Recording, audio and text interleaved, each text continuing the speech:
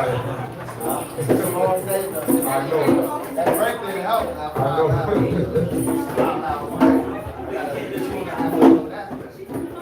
That's good.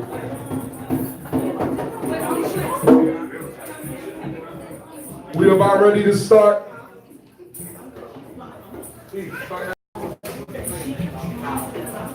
Back.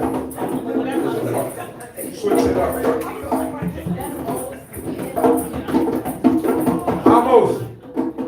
We're about ready to start.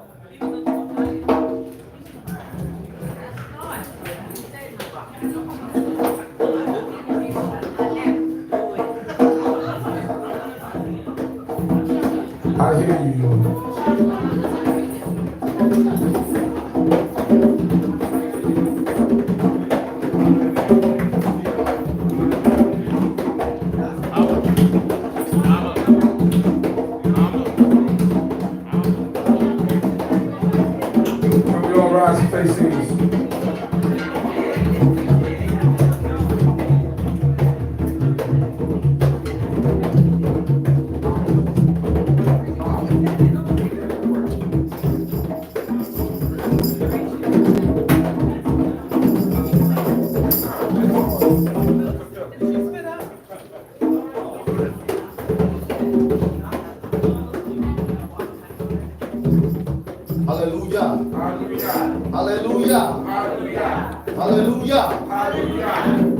First and foremost, giving all honor, glory, and exaltation and to the supreme intellect of the universe, Yahweh is thy name. We thank thee, merciful Father, for this holy Shabbat day.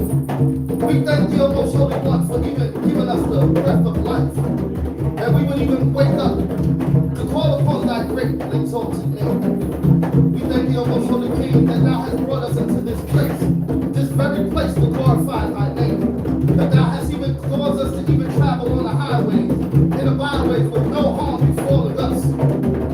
We thank thee, O most holy God. We thank thee for our food, for our clothing, for our shelter, for our sound mind, for our good health, O most holy King. We thank thee for the knowledge that there is no God beside thee, O most holy God. We thank thee for our families, for our friends, for our loved ones, both near and far, O most holy King. We thank thee for the luxuries that thou hast afforded us, even here in the land of our captivity. O most holy one, there are so many things that we can thank thee for. Even the things we do not cannot bring to mind, O most holy King, we thank thee for them. We ask, O most holy King, that thou will forgive us, that thou will forgive the things that we have done to offend thee, as well, O most holy one, the things that we have done to offend one another, that thou would even afford us an opportunity to amend our ways, and that we would have the courage and the foresight to be a better representation of what is good and right before thee. Be with the sick and the suffering of the house of Israel. Be with those that are dealing with death and loss, O most holy one. Comfort us, O most holy King. Heal us, O most holy God. For we understand thy hand is never short. Therefore we honor thee. Therefore do we extol thee once again on this holy Shabbat day. We ask that thou will bless this house, O most holy King. That they will even always call upon thy name. That they will always pursue righteousness, O most holy King. We honor thee. We glorify thy name once again on this holy Shabbat day. There is no king like unto thee. In the heaven above, in the earth we dwell upon all the waters beneath the earth. We say glory. We say glory. We say glory be unto thy name. Hallelujah. Together in one voice we say, hallelujah. Hallelujah. Hallelujah. Hallelujah. Hallelujah. Come to like the overketo. Selah. Oh Shema Yisrael, Yahweh is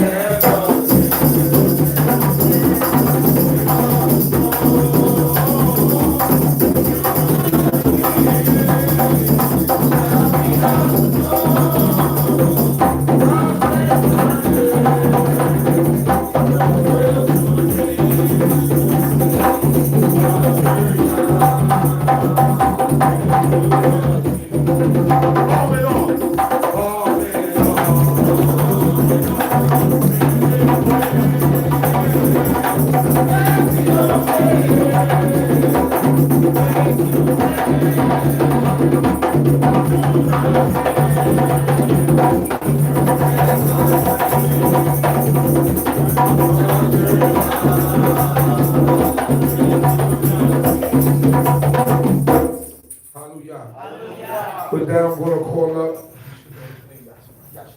Yashamani Bat Mori Itamar to come up and sing. She says she wanted to sing Jerusalem, I believe. So here we go. Star in the making, if not a star already.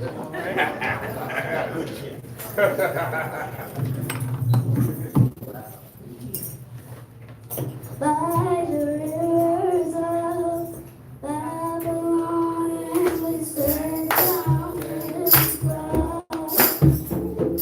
When we remember Jerusalem, we pass it to west sky.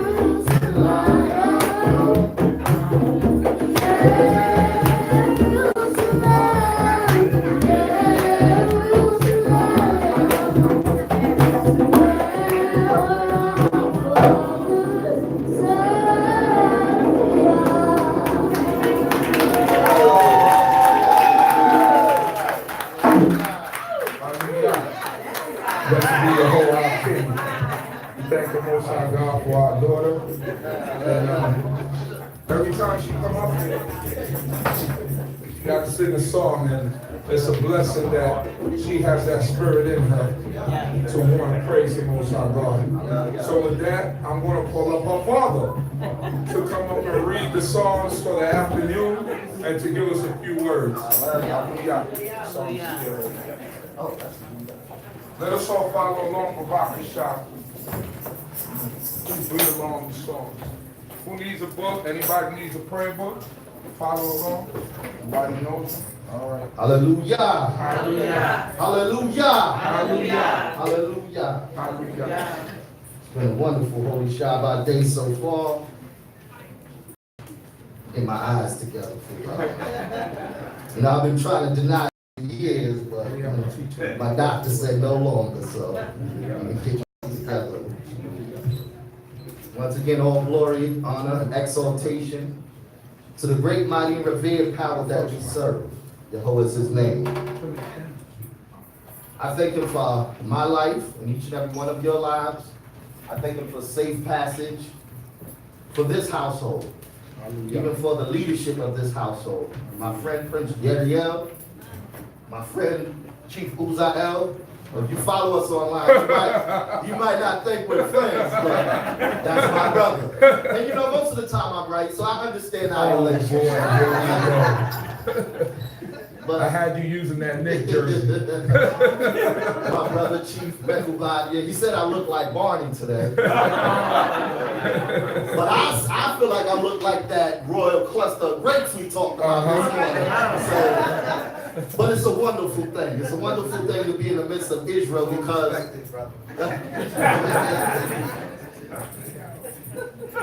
we are not just a congregation, we're a nation.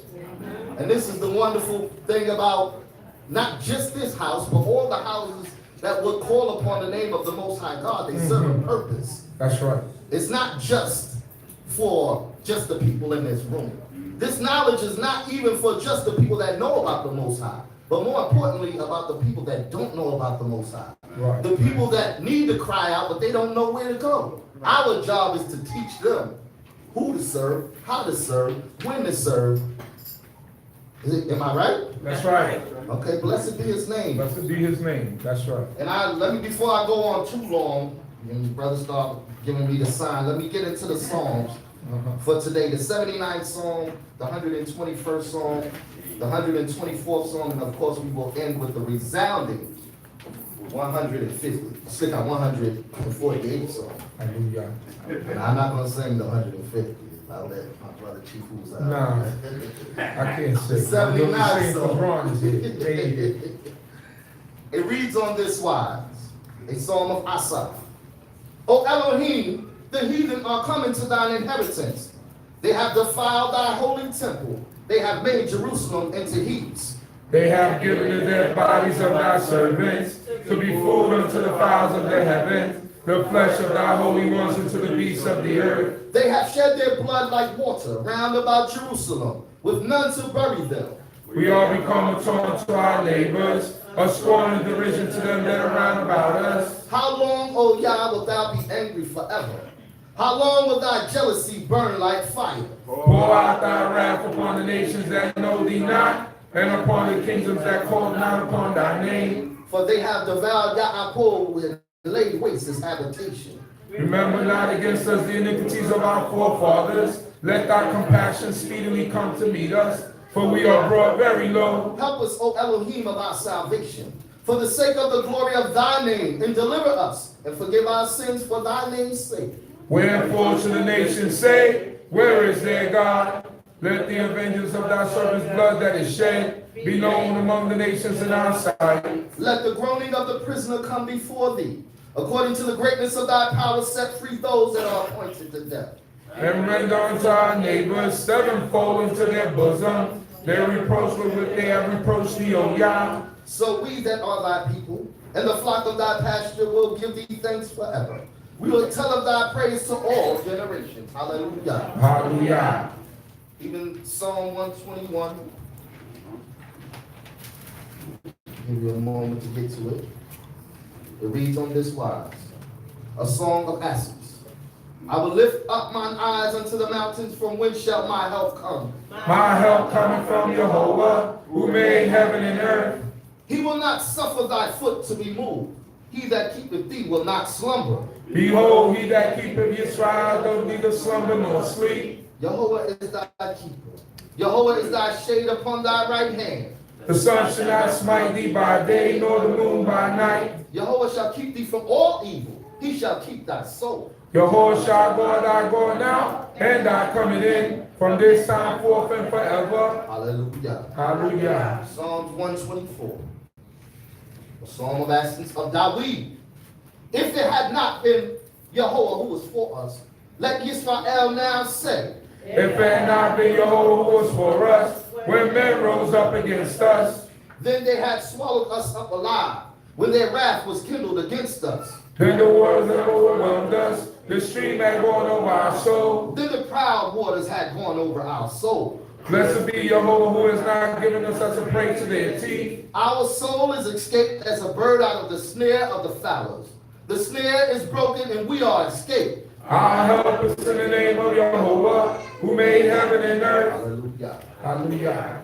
And of course, once again, we will end with the resounding 148th Psalm. which reads on this wise. Hallelujah. Hallelujah. Praise ye Yah from the heavens. Praise him in the heights. Praise him all his angels. Praise him all his hosts. Praise ye him, sun and moon. Praise him, all ye stars of light. Praise him, ye heavens of heaven. Sing ye waters that are above the heavens. Let them praise the name of Hallelujah. the Lord. For he commanded and they were created. He hath also established them forever and ever. He has made a decree which shall not be transgressed. Praise Jehovah from the earth, ye sea monsters and all deeps. Fire, hail, snow, and vapor, stormy wind fulfilling his word. Mountains and all hills, fruit trees and all cedars. Beasts and all cattle, creeping things and winged fowl. Kings of the earth and all peoples, princes and all judges of the earth. Both young men and maidens, old men and children. Let them praise the name of Hallelujah. Jehovah, for his name alone is exalted. His glory is above the earth and heaven. And he hath lifted up a horn for his people, a praise for all his holy ones, even for the children of Israel, a people near unto him. Hallelujah. Once again, thanking the Most High God for my life and an opportunity to stand and just say a few words before you. I'm not going to keep you long. I mean, my message is just a simple and consistent message, and that is that we are a nation. And this nation has to be built on righteousness. This nation has to be built on love and compassion as well, because sometimes we think of that word of love as maybe a Christian word, Right. or maybe a way that I'm being soft if I love you. No, I love my brothers, I love my sisters, Right. and I should care about your well-being just like I care about my own. Hallelujah. So it's important as we are growing as a nation, because we're growing. That's right. You know, 20 years ago, we didn't have people saying I'm Israel like they're That's saying right. now. So it's very important that we represent. You know, we can't be this angry people, this hateful people that hate everybody, but we're going to teach you about God? How is that going to happen? Our relationship with the Most High God many times is reflected in our relationship with one another. You understand what I'm saying? Right. So that means that we have to have, if I love the Most High God, I have to have love and compassion for his people. Am I right? Stay with me now. This is very important because no longer is it okay for us to be a hateful people. No longer is it okay for us to just take our ball and go home and say, I'm going to stay in my corner and I don't care what nobody else thinks. Right. That's not a nation. That's individual thinking. You don't become a nation like that. Right. You barely keep your family together like Right. that. And it's so important because I see all these youth.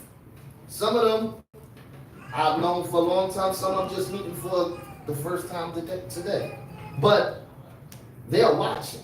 That's right. One thing about youth, whether you think they're watching or not, they see everything. And you could be trying to sneak in and not show them it, but they see it. That's right. So understand, when you emulate that feeling of hatred or disdain for your brother and your sister, guess what you're teaching your child? To be raised and move that same way. How can we not be merciful to our brothers and sisters when we ask the God that we serve to be merciful to us? Don't we want the mercy of the Most High God? Absolutely. Then we should emulate that in our relationship with one another. Amen. We have all missed the mark at one time or another. Right. If you thought you was perfect, I'm going to be the one to tell you that you're not. You're not. That's right. But that includes myself too. We all have work to do, so it starts with the mirror. Understand what I'm saying? Right. It starts in that mirror. It starts with you looking at yourself, perfecting your walk before the Most High God. Right. And when you see somebody that is not on your level, you have to show them the mercy that the Most High God has shown you to get to the point that you're at. Do you understand what I'm saying? Brothers and sisters, I love each and every one of you, whether I know you by name or I just laid eyes on you, because I know that we are beautiful people. We are the Hallelujah. servants of God. Hallelujah. And this is a great day for us to serve His great might in His name. Blessed be His name forever and ever. Hallelujah. Hallelujah. Amen. Amen.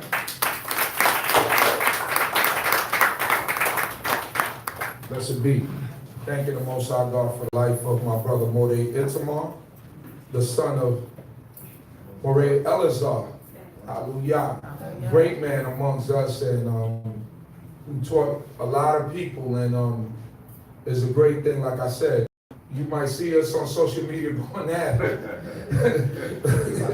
But it's mostly about sports. Exactly. Because he represents Georgia hard and I represent New York teams hard. But at the end of it, we brothers. Right. Absolutely. And at the end of it, we love each other. So I know I could call him for anything and he could call me for anything because we brothers. You know, and that's the way that it's supposed to be. So thanking the Most High God for his life, the life of his family, his wife, Alba, and you know, they all the levees is connected everywhere. they connected everywhere. So I thank the Most High God for their lives, for their safe arrival, and I hope that on your endeavors that you and your wife is going, that the Most High God keep y'all safe and bring and return y'all back safely to the midst of your family. Hallelujah. With that, we're gonna move straight ahead and we're gonna call up my brother Chief Binyamin, Rabbi Chief Binyamin, to come up and proceed with the lesson for this afternoon.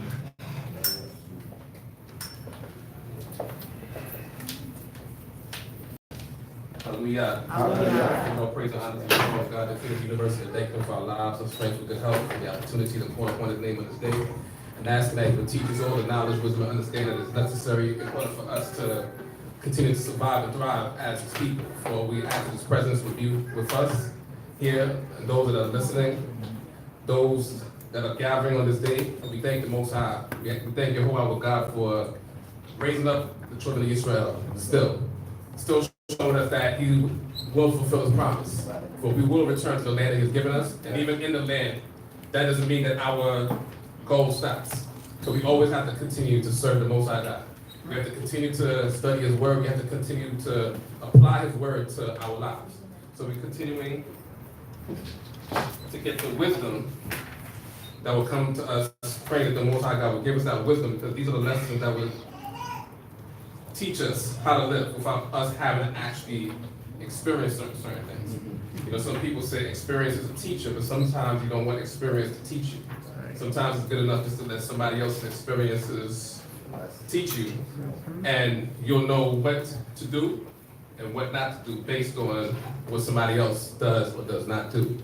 So we ask that, once again, that the presence of Jehovah God would be with us here, that he would teach us his truth and teach us the way that we should walk before him. So we're going into the book of Proverbs, and we're starting in chapter 22. We're in the book of Proverbs, chapter 22, starting from verse 1. Hallelujah. Hallelujah. A good name is rather to be chosen than great riches, and love and favor rather than silver and gold. So your name is basically who you are. Right. So it determines, when somebody says your name, what feeling that individual, that group of people say after they say your name. So when it's about, you want to have a good name, that's basically better than great riches, better than all the money that you can think about. Right. Having a good name is more important, because having a good name to get you into places that your money may not be able to get you into. And on the reverse side, your name may keep you out of places that your money may be able to get you into. Because sometimes you may have enough money to get into certain places, but your name is so bad that they don't even want to deal with you. So you want to make sure that it is. One thing, and this chapter is going to talk about, the next chapter is going to talk about, you know, whether your focus should be on riches or not. But it's also saying that definitely you want to make sure you have a good name. It says the same thing in the beginning of Ecclesiastes chapter 7, the same thing, that, you know, having a good name is better than all the riches. So your name is also that loving favor that you show to people. Right. So basically how you treat people is what's going to cause you to have a good name or not. Continue. Verse 2. The rich and the poor meet together. Jehovah is the maker of them all. So basically simply said that all of us are going to die. So you could be poor, don't worry about what the rich person has. And if you're rich, don't try to downplay a poor person, because both the rich and the poor are going to die. It says Jehovah is the maker of all. Some people are rich, once again, some people are poor. But if we know that we have to live righteously before the Most High God, then we will consider what happened to us at the end. So we can't study our status or somebody else's status. We have to study the status that we have before the Most High God. Continue. Verse 3. A prudent man seeth the evil and hideth himself, but the thoughtless pass on and are punished. So the prudent person is the person that's wise. Right. And they know when trouble is before them. And they know how to turn. It's like a person that's walking down the street and they see, you know, commotion, you know, a block ahead. They know that not to keep walking straight forward. Also, not just something that you can physically see, but when you have wisdom, you can know whether your actions are going to bring trouble or not. Right. So a person that is wise knows what direction to walk in life. Once again, whether it's that physical block you're walking down or that path that you're trying to walk in the side of the Most High God, you can know when there's trouble. But it says that the thoughtless, the person doesn't even care, they'll just keep going straight ahead into that trouble. Continue. Verse 4. The reward of humility is the fear of Yahweh, even riches and honor and life. So, along with, once again, you having a good name, you want to be a humble person, especially in the sight of Jehovah. And then it says that will bring you the fear of Jehovah. Because when you have humility, such as we read about Moses and his humility, that caused him to be mindful of other people. It caused him to be mindful of how Jehovah considered him. So therefore, he was able to develop the fear of God. So if we learn to walk in that path of humility, then we can also develop the fear of God. And with the fear of God, or the fear of Jehovah, then we will also get the riches and the honor and life. Continue. Verse 5. Thorns and snares are in the way of the forward. He that keepeth his soul holdeth himself far from them. So the fraud person is the person that's perverse, the person that's going contrary to the way that Jehovah God has taught us. So in that path that person is walking, is basically saying that there's thorns and there's snares. There's going to be all types of things that will entrap that person that is walking in that perverse path. But the person that keeps his soul, basically just like the verse before, or the two verses before, that protects themselves, they'll make sure that they won't walk in that path. They're going to get scratched up, where they're going to fall down, where they're going to trip, because they're considering their ways, so they're considering that Jehovah God watches all things, and knowing that Jehovah God will protect them in all things. So they're making sure that they don't walk in that path that has the thorns and snares, but they're keeping away from all evil, so that evil is not done to them, and that they're not doing evil to anyone else. Continue. Verse 6. Train up a child in the way that he should go, and even when he is old, he will not depart from it. So when raising children, whatever you want to instill in that child, you do when they're young. Because it basically say that that's something that would stay with that individual for the rest of their life. So like they say, like today, like within those first 3 years, that's when you want to formulate, whatever path that you want that child to go. And therefore, when they get older, because a lot of things that, we do are subconscious.